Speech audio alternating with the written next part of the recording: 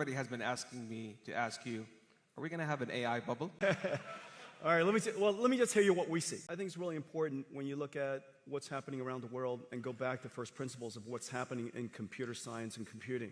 There are three things that's happening. The first thing is that we all know that Moore's law has run its course, and the amount of demand for computing versus the amount of computation we can get out of general purpose computing is really challenging. And so the world's been moving to accelerated computing for some time. We've been pushing this now for over 20 years. The second thing is generative AI. The most important application of the last 15 years is called REXs, recommender systems.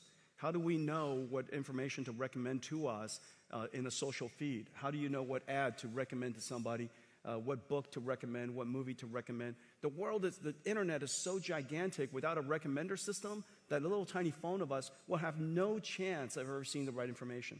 That REXs is the engine of the internet today.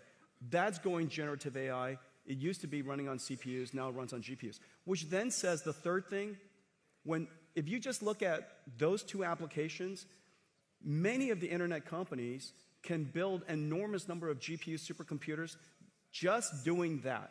Of course, then it creates the third opportunity on top of it, which is Agentic AI. This is Grok, and this is OpenAI, this is Anthropic, this is Gemini. Agentic AI sits on top of that. But don't forget to think about what is happening underneath what everybody sees as AI today. There's a whole movement of computing from general purpose computing to accelerated computing. And that, if you take that into consideration, you'll come to the conclusion that, in fact, what is left over to fuel that revolutionary agentic AI is not only substantially less than you thought, and all of it justified.